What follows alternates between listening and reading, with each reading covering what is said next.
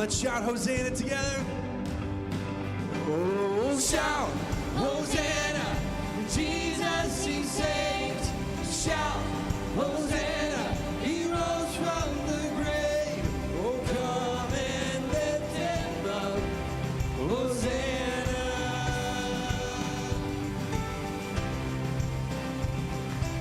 And now let the lost be found, forgiven.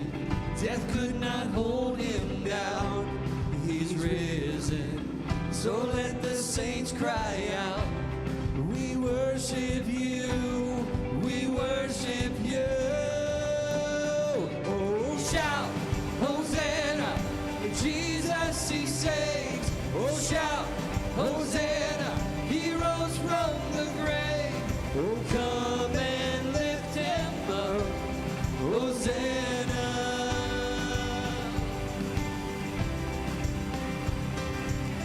The same power that rolled the stone away, the same power alive in us today. King Jesus, we call upon your name, no other name. The same power that rolled the stone away, the same power alive in us today. King Jesus, we call upon your name, no other name. Oh, shout Hosanna, Jesus he saves. Oh, shout Hosanna, he rose from the grave. Come and lift him up. Hosanna, shout Hosanna, Jesus he saves. Oh, shout Hosanna, he rose from the grave. Oh, come and lift him up. Hosanna, Hosanna, Hosanna, Hosanna.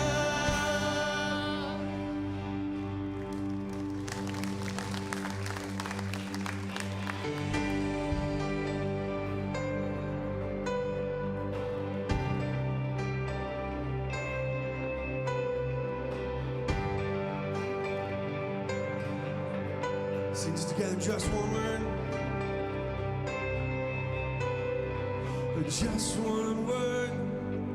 You calm the storm that surrounds me. Just one word. The darkness has to retreat. Just one touch. I feel the presence of heaven. Just one touch, my eyes were open to see. My heart can't help but believe. There's nothing that our God can't do. There's not a mountain that he can't move. Oh, praise the name that makes a way. There's nothing that our God can't do. In just one word, you heal what's broken inside me. Just one word, and you revive every dream. That's right. Just one touch, and I feel the power of heaven. Just one touch, my eyes were open to see. My heart can't help but believe. There's nothing that our God can't do. There's not a mountain that he can't move. Oh, praise the name that makes a way. There's nothing that our God can't do. Oh, I know there's nothing that our God can't do. There's not a prison wall he can't break through. Oh, praise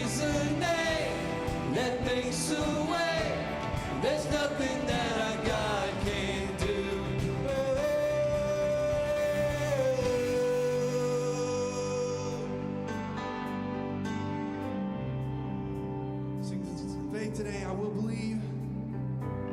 I will believe for greater things. There's no power like the power of Jesus. Let faith arise. Let all agree. There's no power like the power of Jesus.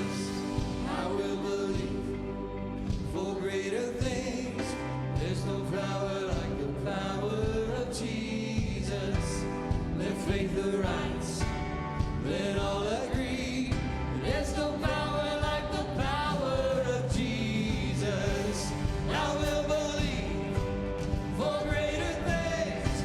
There's no power like the power of Jesus. Let faith arise. Let all agree. There's no power like His power. There's nothing that our God can't do. There's not a mountain that He can't move.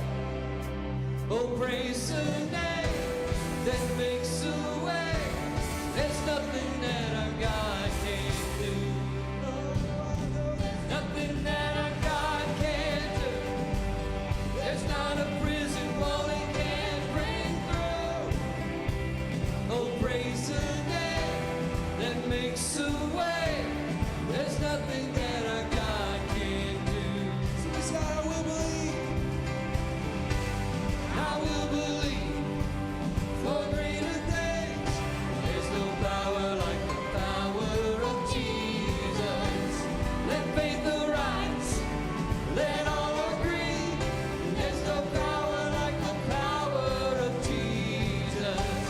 I will believe for greater things. There's no power like the power of Jesus. Let faith arise. Let all agree. There's no power like the power of Jesus.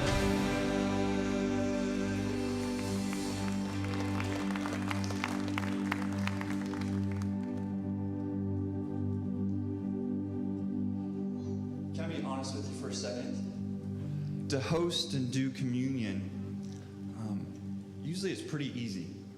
Usually I walk up here and I have no idea what I'm going to say. I'm like, Spirit, use me and speak through me. And the challenge with this is that we're talking about the same content every single Sunday. And so this morning when I was driving in and trying to think about maybe something I could say that's cute or clever, and I was like, Spirit, talk to me, give me something. And nothing was there. It's like, I wish I could be like Doc.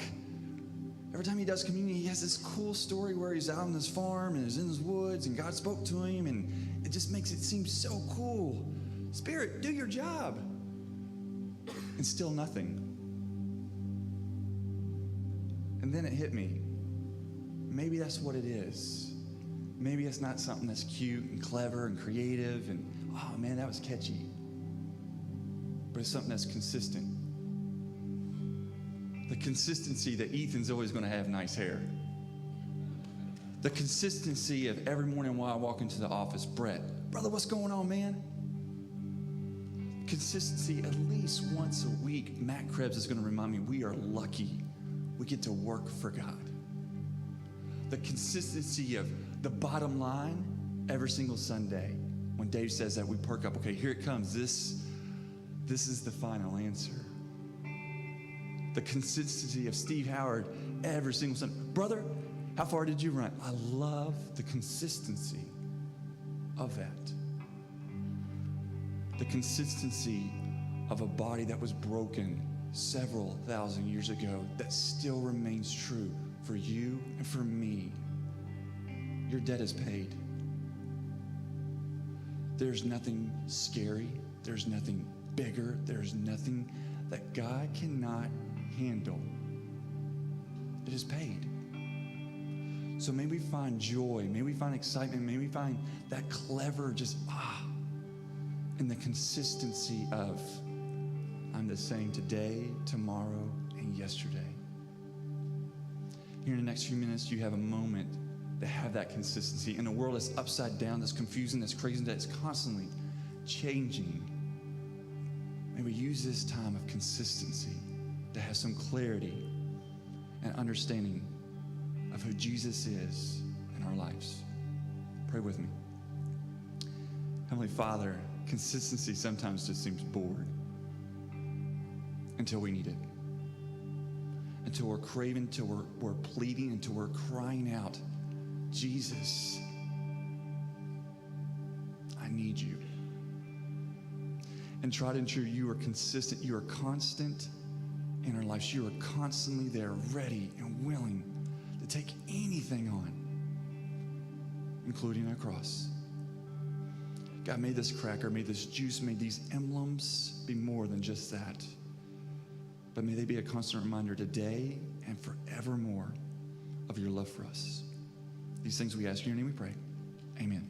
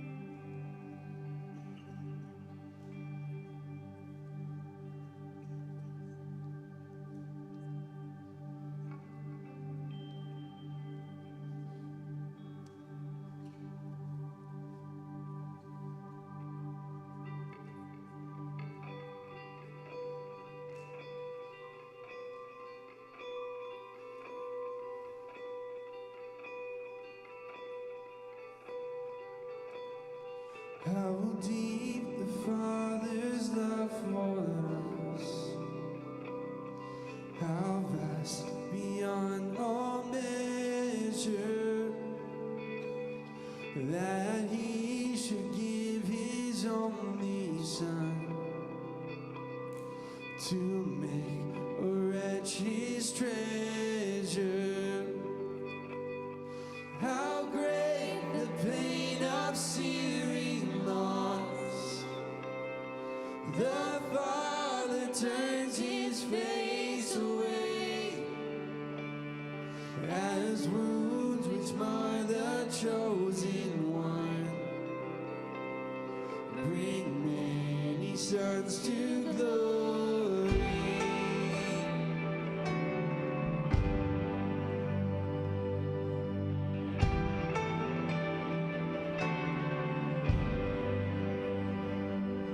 Behold the man upon the cross, my sins upon His shoulders.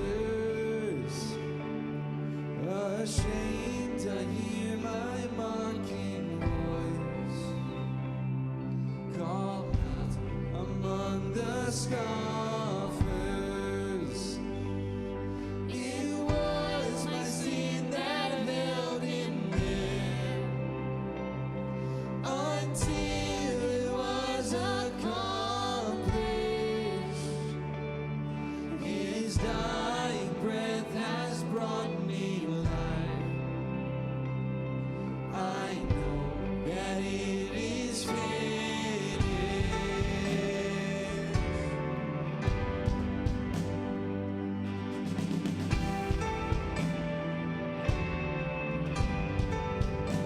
Yes, it is finished. Oh, yes, it is finished. Oh,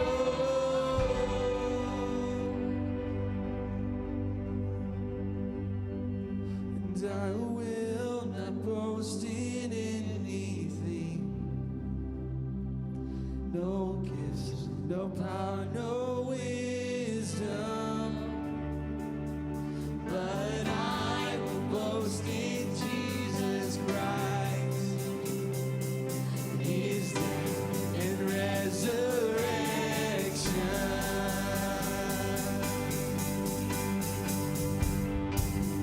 Why should I gain from His reward? 'Cause I cannot give an answer. But this I know with all my heart, that His wounds have paid my ransom. Why should I gain from His reward? I cannot give an answer. But this I know with all my heart, His wounds have paid my ransom. Yes, this I know with all my heart, His wounds have paid my ransom.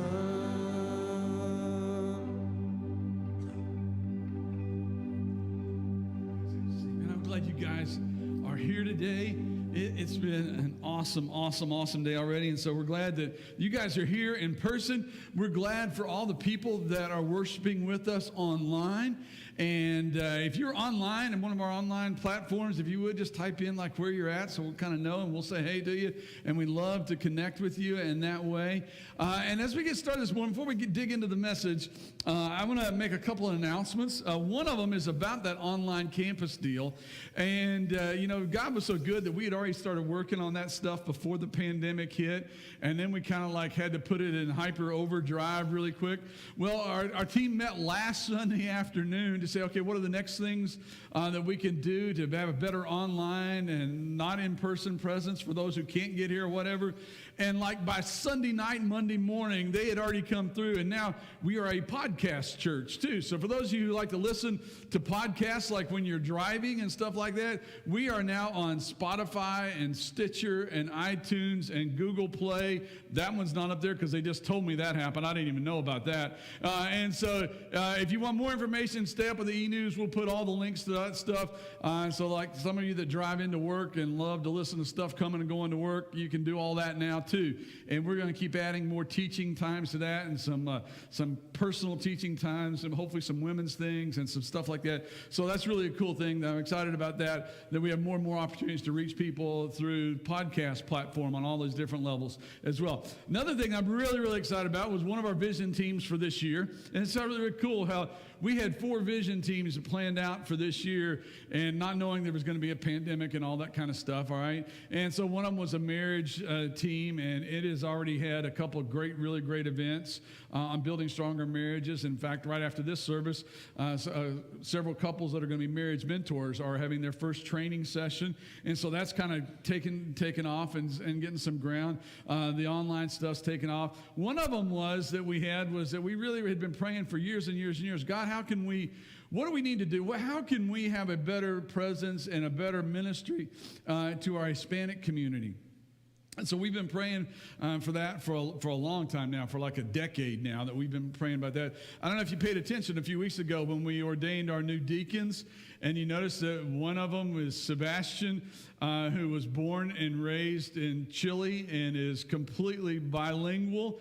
And so I'm excited to let you know that November 1st, so like 5 weeks from today, during the 11:30 time slot in the stew, we'll be having our first Hispanic service that Sebastian is going to lead and build up. And so I am so pumped about that. Now, we don't know how that's all going to play out.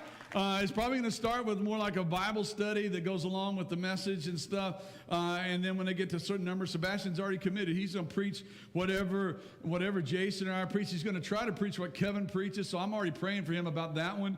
But that's kind of where we're going with that. And I'm so pumped about that. So it's obviously going to target folks in our community that are not completely bilingual or that would prefer being in a more culturally familiar setting. And so if you know people, if your kids have friends whose parents are Hispanic, Latino background and are not bilingual, but maybe this would be something they'd come to, start letting them know. November 1st, 11:30 in the stew. And I'm so excited because that means that we got all the services going on in here. We're getting our children's programming back up and going. We got an event for middle school every week at this service at 10 o'clock in the stew. Then we come back on Sunday night at 6:30, and our senior high and college are absolutely killing it. They had 75 last Sunday night in their worship service at 6:30. So if you know high school, college kids, get them there for that. And then the middle school has their worship service Wednesday night at 6:30. There are so many opportunities for people to get introduced to this man named Jesus. And I am so, so excited about that and looking forward to see what God's going to do in all these opportunities, all right? So let's jump in today.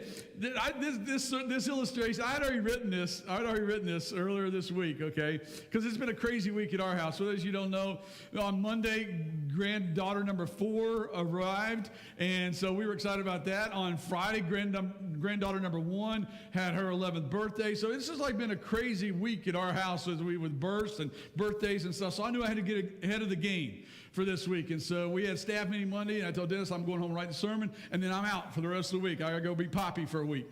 So I wrote this earlier in the week, and yesterday afternoon, the game started at 12. So about 2 o'clock, I thought it was really apropos that my opening illustration was about a referee. Some of you know what I'm talking about. Others will figure it out later. Anyway, I grew up in Lexington, and growing up in Lexington, there was a guy named Tommy Bell, who was a member at Southland Christian Church where I went when I was a kid, who was an NFL referee. And he was really, really good. I mean, he did Super Bowls. He was one of the really, really good ones. And he tells it, my favorite story I ever heard Tommy Bell tell was about one day he's refereeing this game. And you know how it gets kind of violent in the trenches and stuff like that.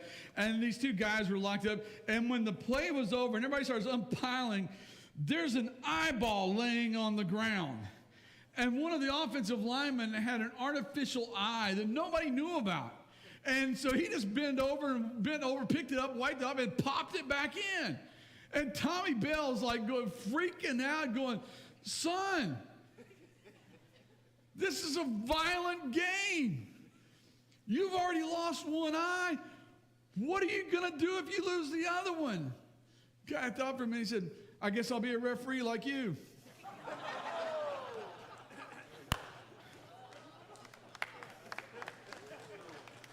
He was across the goal line, I'm just saying. Anyway, some of you know what I'm talking about. Right? But today, as we continue our journey through the Gospel of Luke, we're in this 2020 focus on Jesus, and we're in this mini-series called The Final Answer, where some guys, like there's 4 stories in a row about people that had to ask these important questions of Jesus and find out what their final answer was.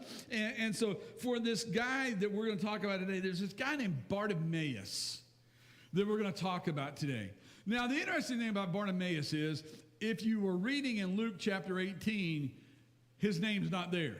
It's one of the reasons I love the Gospels and that there's 4 of them and that a lot of the stories appear in more than one, because it's like you get different points of view of the very same story, all right?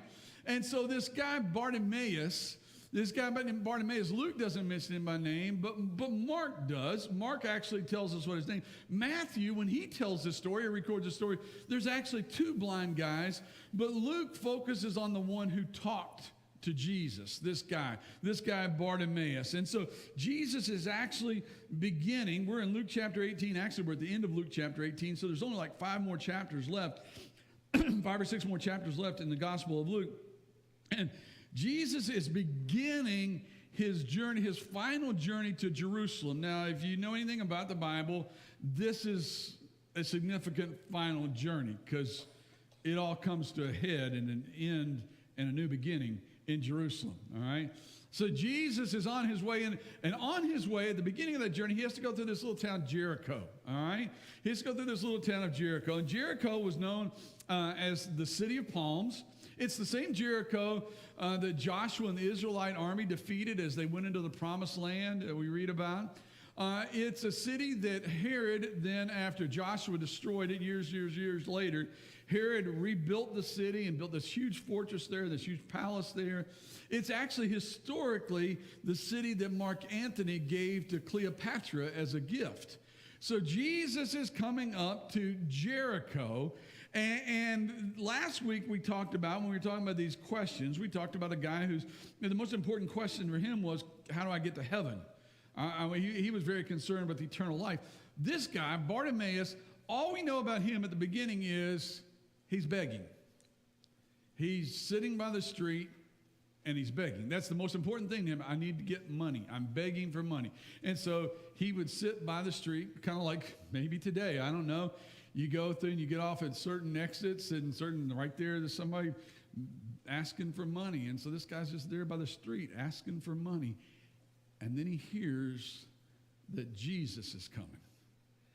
And in one significant twist in a moment, he stops begging for money and starts begging for mercy.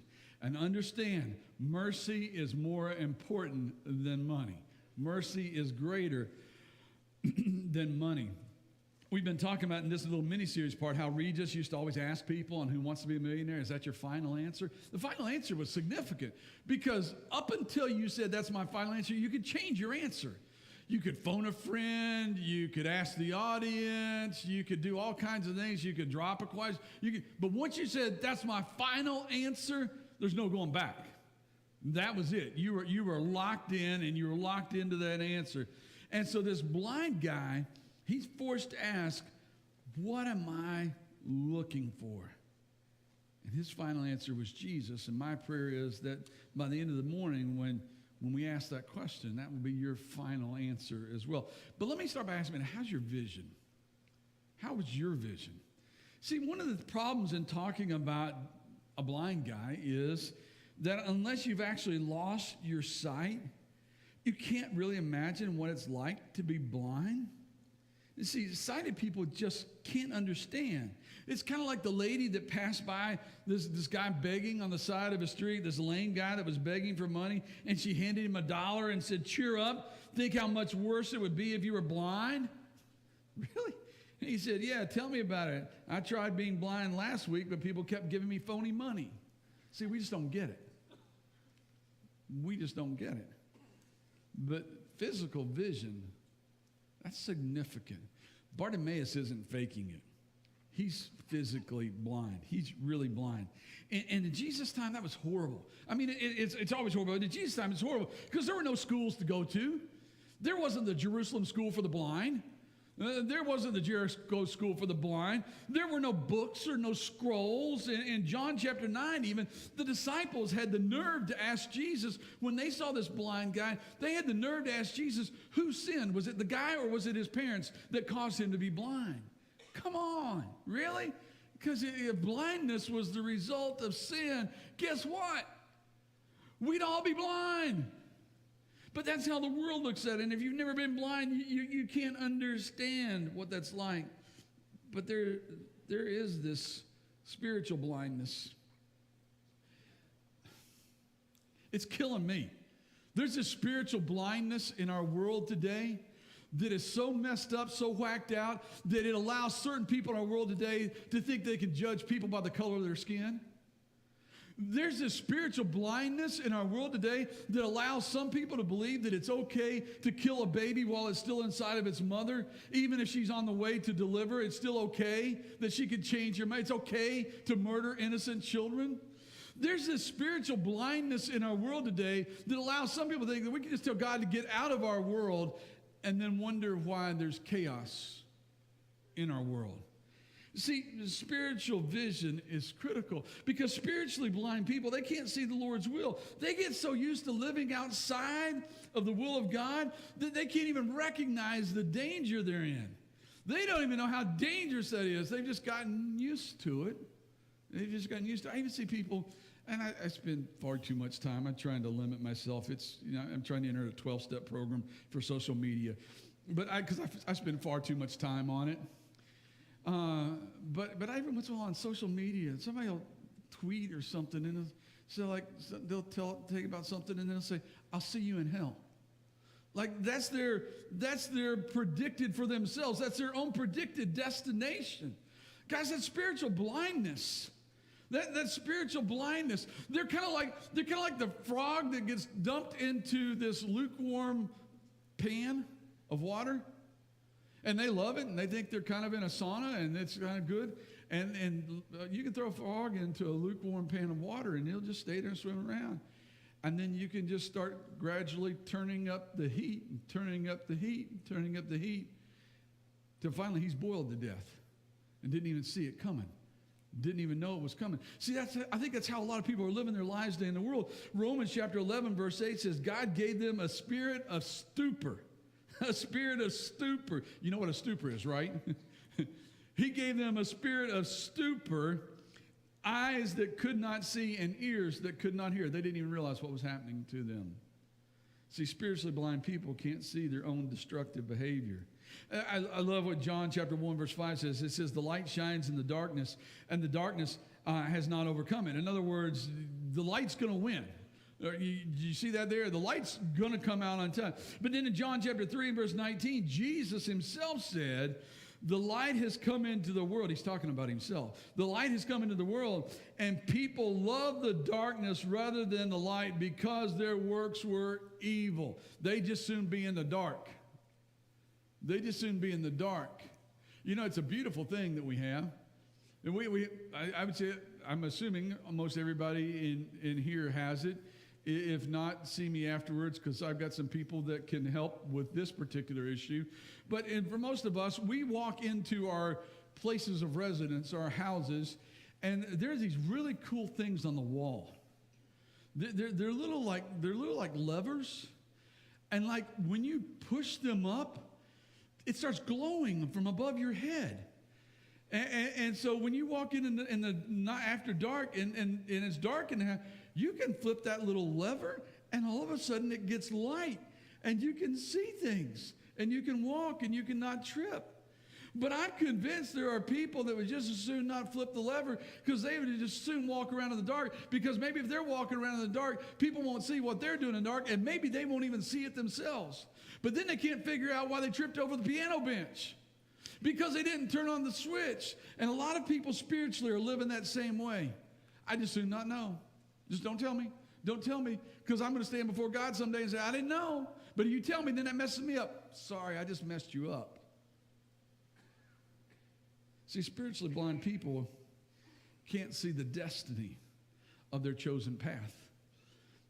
Hurricanes are horrible. It's hurricane season now, and we've already seen several this year.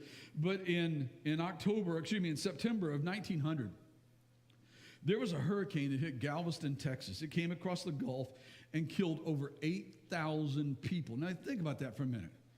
8,000 people, 1900. The population itself was much smaller, but 8,000 people, that's a huge, huge number. They were all killed in Galveston, Texas when this hurricane came in. And granted, it was before like Doppler radar and all that kind of like, planes flying into hurricanes and stuff like that. And people say, well, they didn't know it was coming. Yeah, tornadoes, you don't know when they're coming. Hurricanes, I mean, the waves were getting bigger and bigger and bigger for days. The clouds that were rolling in across the Gulf the rain was getting heavier and heavier and heavier. And it's obvious that if some of those people had just gone inland, maybe all 8,000 wouldn't have survived, but they saw the warning signs and they chose not to leave. They saw what was about to happen and they thought, maybe it's not going to get me. I'm amazed. I remember several years ago when that huge tsunami came in through the Indian Ocean and killed like thousands and thousands of people. And there's video of people standing on the beach watching the wave come. Just standing there. Like somehow they thought that there was going to be a point there that all of a sudden it was going to stop. It was just going to stop, and it's not going to get me. It's not going to get all the way to me. And I'm convinced There's a lot of people that are living their spiritual lives the same way.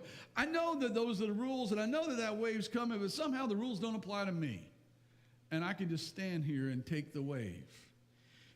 Spiritual blind people can't see the destiny of their path. And so they have to ask themselves, and we have to ask ourselves, do you see a need for change? We're going to get ready to get in our actual story here. And in Luke chapter 18, starting verse 35, Bartimaeus cries out for mercy. There's this transition moment in his life where he's been begging for money and he starts crying out for mercy. And the mercy is always greater than the money. The need for the mercy is always greater than money. Look at verse 35. It says, as he, Jesus, drew near to Jericho, we've already talked about that, a blind man, this guy Bartimaeus, was sitting by the roadside begging. And hearing a crowd going by, he inquired what this meant, and they told him, Jesus of Nazareth is passing by. And he cried out, Jesus, Son of David, have mercy on me. Here's my first question. How did this guy know who Jesus was? He'd never seen him. But I've always been told that when you lose one of your senses, that somehow almost miraculously the other senses become more keen, and that you lose your hearing and you see things better, or you smell better so that you can kind of know when things are around.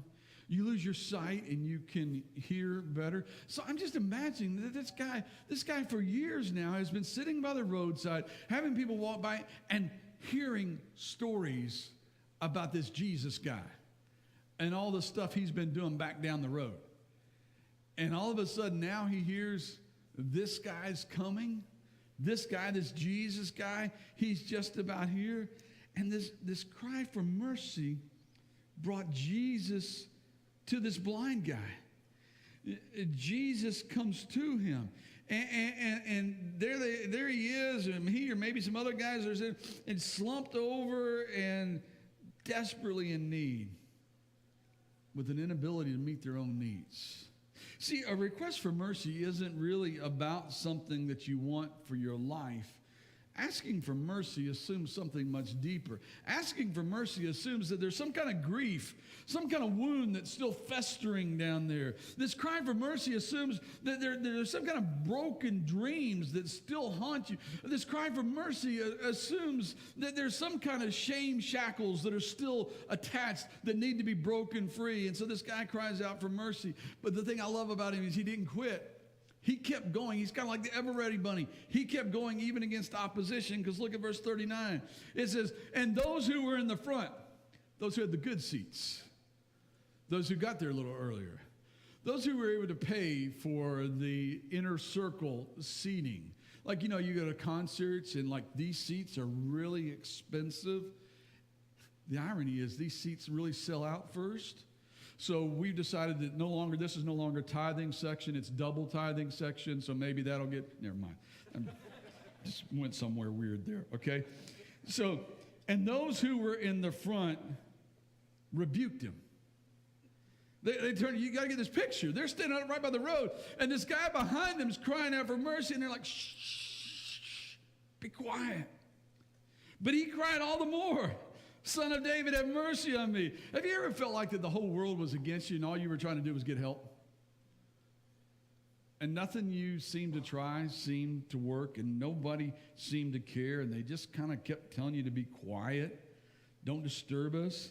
But here's, look at this guy kept crying out louder. Remember we talked about persistence in prayer a couple weeks ago, and this guy's just persistent. He just keeps crying out even more, help me, help me.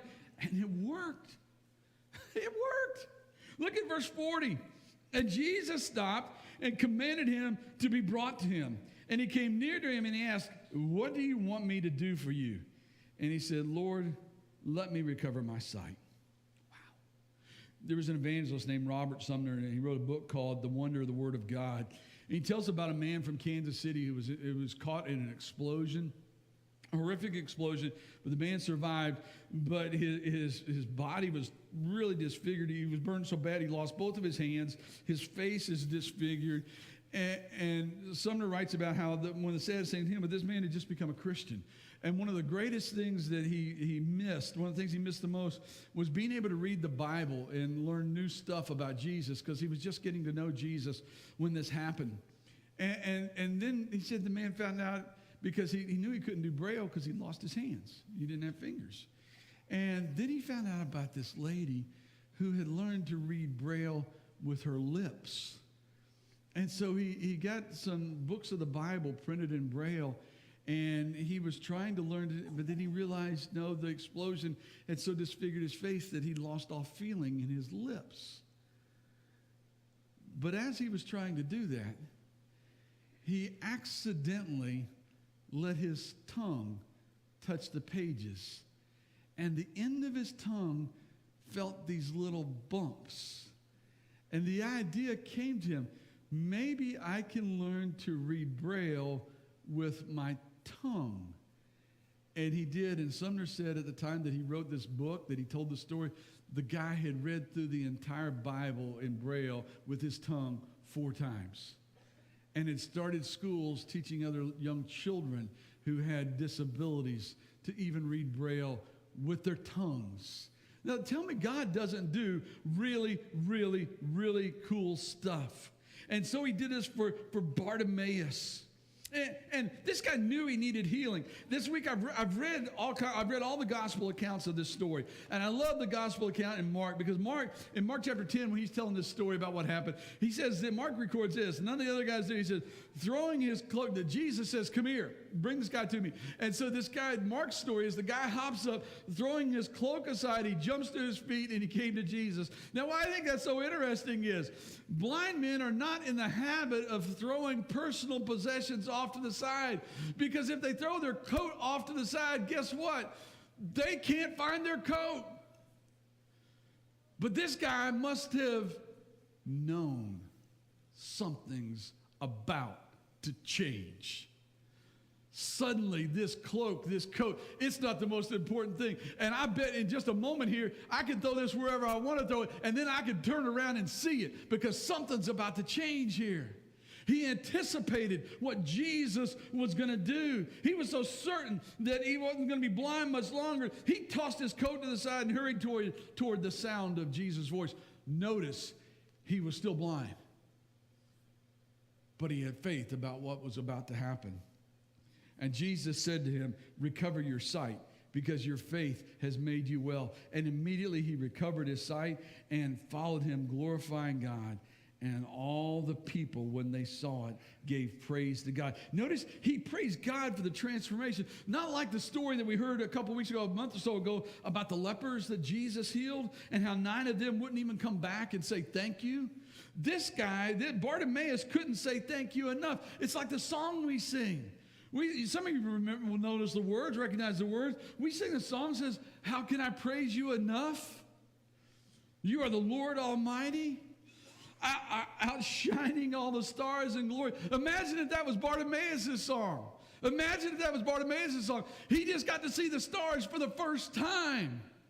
How can I praise you enough? You're outshining all the stars in glory. Your love is like the wildest ocean. Nothing else compares. So that's Bartimaeus. That's his story. But it's time to get real serious here, because I got one more thing we got to talk about. Because it's time, I think, to do an honest evaluation of our own life. I'm going to finish real quickly with 4 questions. I want you to write these questions down, type them into your phone, or take a picture off the screen. All right? Because I think we need to all answer these questions in our life. Question number 1. What's your greatest need? What's your greatest need?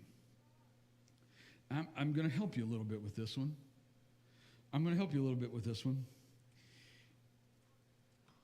If you couldn't, when you walked in here this morning, if somebody asked you, you couldn't say, I'm a Christian, then regardless of whatever else is going on, there may very well be other stuff going on, but regardless, your greatest need is Jesus. Nothing else is going to get right without Jesus.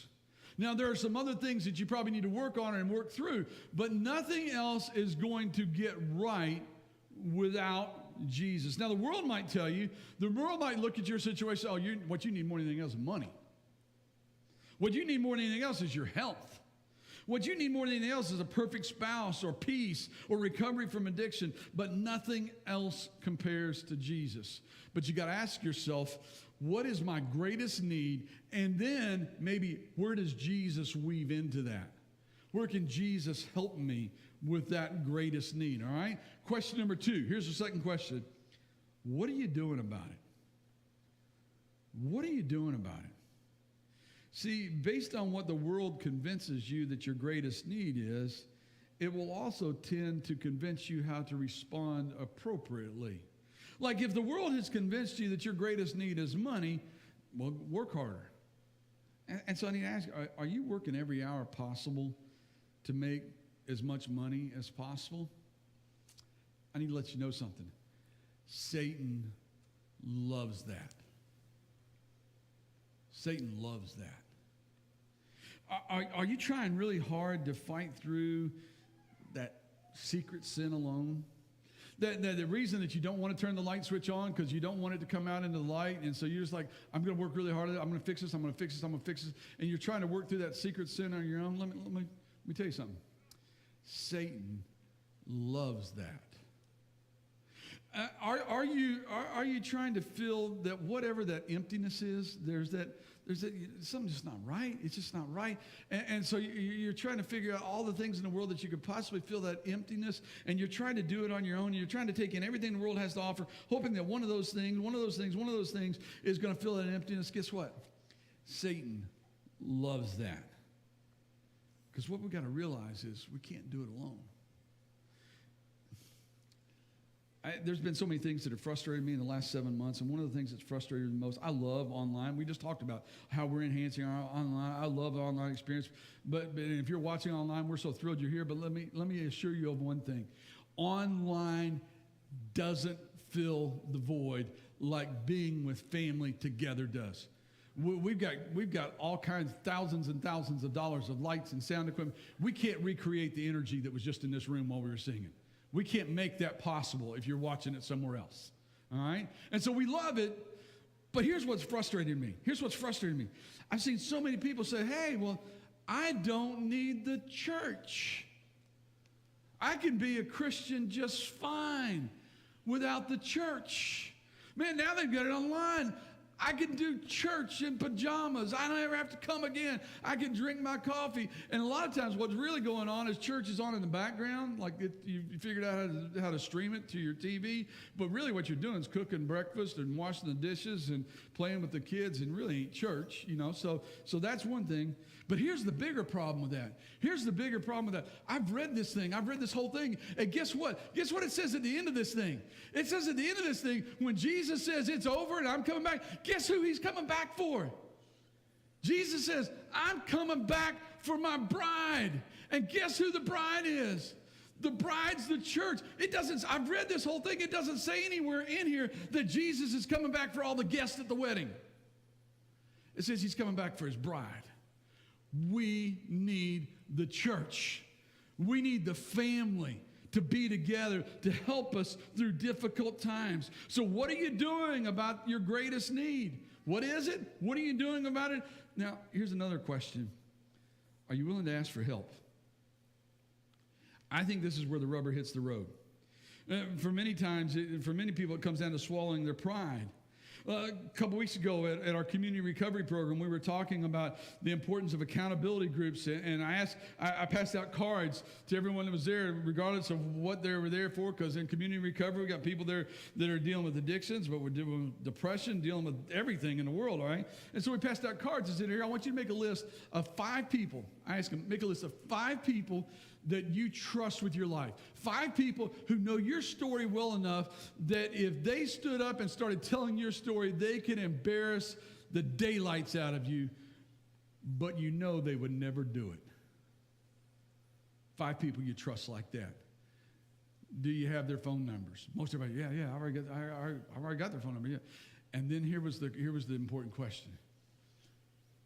then why don't you call them when you're in trouble? Why don't you call those numbers? Why don't you ask for help from those people that you trust? You know what the number one answer I got was? Because we've already made up our mind what we're going to do, and we know they'd try to talk us out of it. See, the Bible tells us there's a time that's coming when the people with itching ears will want to hear what only they want to hear. They don't want people to help them. They want people to justify them. So we gotta ask ourselves, are you willing to ask for help? And then the most important question, are you willing to accept help? See, part of the struggle for many of us is that our cry for help is really a cry that says, get me out of this, not help me out of this. It's get me out of this situation, not help me out of this situation. And that's understandable, because that's what our world's done. That's what our government's done. Our society has taught us to look for the quick fix, the immediate solution, the bailout, instead of working and being willing to work hard with assistance. No, just get me out of it. See, when we cry out to Jesus, we have to understand that his answer may not be your answer. His way may not be your way. See, at the end of it all, you know that old proverb? At the end of it all, it's better to teach a man to fish for a lifetime than to give him a fish for a day. So that leaves a big question. What are you looking for? Shelbyville, September 27, 2020, you came here today. What are you looking for? I want to suggest that, like Bartimaeus, we can have the deepest needs in our lives met. But here's the catch. One last time, because I want to make sure you get it. I want to make sure you didn't miss this somewhere in there. Bartimaeus' greatest need was not his sight. Bartimaeus' greatest need is just like yours, just like mine. His greatest need was Jesus. That's got to be the final answer to what you're looking for. You want to know how cool God is? You want to know how cool God is? An hour ago, right after I finished preaching what we just went through, I got to pray with a guy who came to Shelby Christian for the very first time ever today. And he's blind. Only God pulls that off, guys. Come on, only God pulls that off.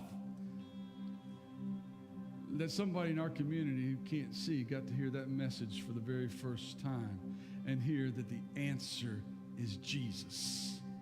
The answer is Jesus. The answer is Jesus. Would you guys stand up with me? If you need that final answer in your life today, we're praying, we're singing about revival. And while we do that, I want to encourage you to come. Jason's down here, Bradley's here, Dwight's over there. We got Steve's over here. We got elders and staff people around that can pray with you, that can help you. Maybe you don't want to talk to anybody. Maybe you just want to come and kneel and pray and say, God, I'm looking for you. Would you show yourself to me? Whatever God's telling you to do, would you just do it while we sing together?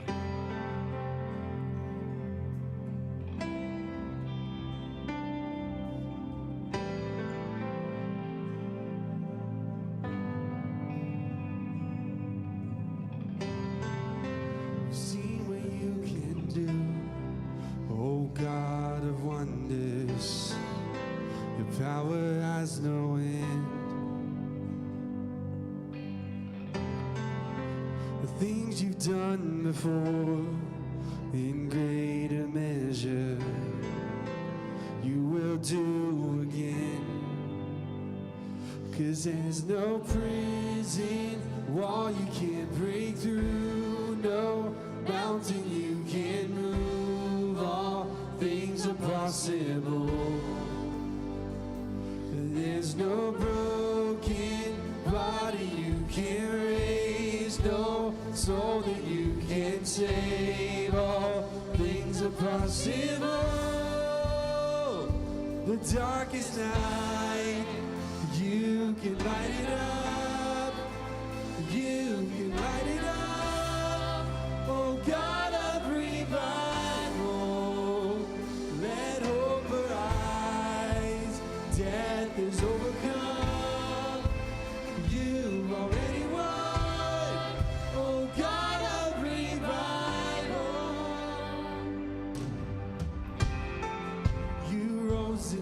victory, and now you're seated forever on the throne.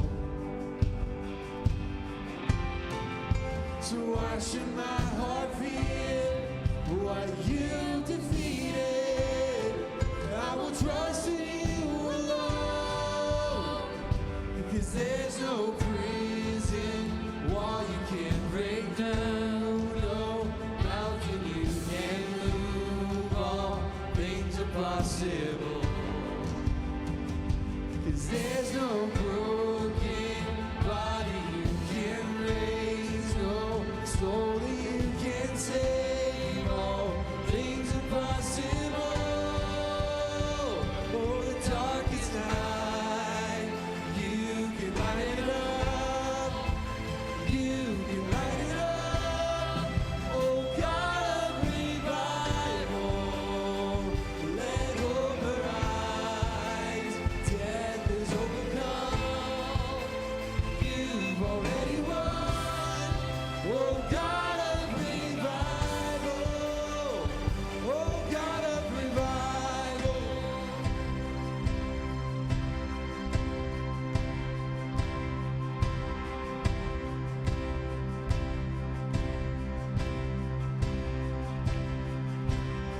Come awaken your people, come awaken the city. God of revival, pour it out, pour it out. Every stronghold will crumble, I hear the chains hit the ground. Oh, God of revival, pour it out, pour it out. Come awaken your people, come awaken your city. Oh, God of revival, pour it out, pour it out. Every stronghold will crumble, and I hear the chains hit the ground. Oh, God of revival, pour it out, pour it out. Oh, the darkest night, you can light it up, you can light it up. Oh, God of revival, let hope arise. Death is overcome, you've already won. Oh, God of revival, oh, God of revival.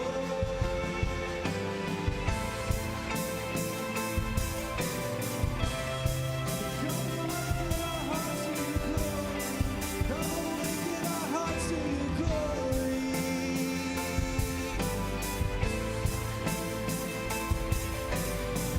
Sing this out, come awaken your people.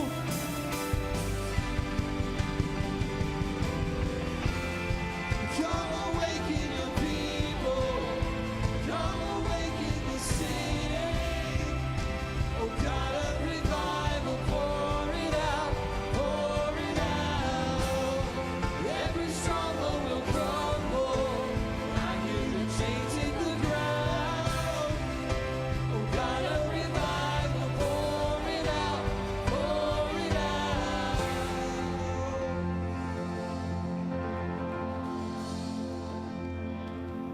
God, do something special among us. Bring revival. In Jesus' name. Amen. Hey, if you're new here today, it's your first time here, we've got a gift for you. There's a big orange wall out in the lobby, big letters on it says, I'm new. Brett and his team are out there. We want you to stop by there. If you're looking for your next step, there's a room right back there that we want you to stop by. And just for a second before we leave, Dwight Meadows, who is chairman of our elders this year, has a real quick announcement for you. Good morning, everybody. In case you may or may not know, but October is Pastor Appreciation Month. And so here at Shelby Christian for the past several years, what we've done is collected gift cards throughout the month of October. And then we divide those up amongst the staff to show some appreciation for what they've done throughout the year.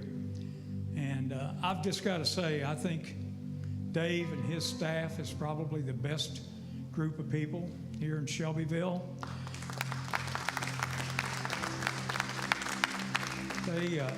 They jumped through hoops and over hurdles to comply with the state, and I know a lot of you had a hand in that too to help out. But it's been rough. But anyways, hopefully we're coming out on the good side of this. But anyways, my program, I call it the 3 Ps. There's 3 things you can do. First, pray. Pray for Dave and pray for the staff and their families. Because as Dave said, Satan loves nothing more than to destroy a family. And the second thing you can do is postal.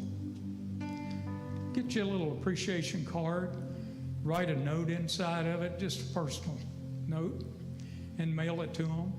Even in this age of electronics and texting and computers and emails, you know, people still like getting a little card with a handwritten note. They really do. They usually keep those, put them in a drawer. The third thing, if you have the wherewithal to do it, is to buy a gift card or a couple, and they can be for any amount, for any vendor, and bring those in. And we've got some white buckets around the room, and if you would each week, just drop those in the bucket, and at the end of the month, we'll divvy them all up, like I said, amongst the staff. But this is just a small way that we can show our appreciation for what they do week in and week out. So with that, as Dave would say, love God, love people. Go out there and make Jesus famous. See you next week.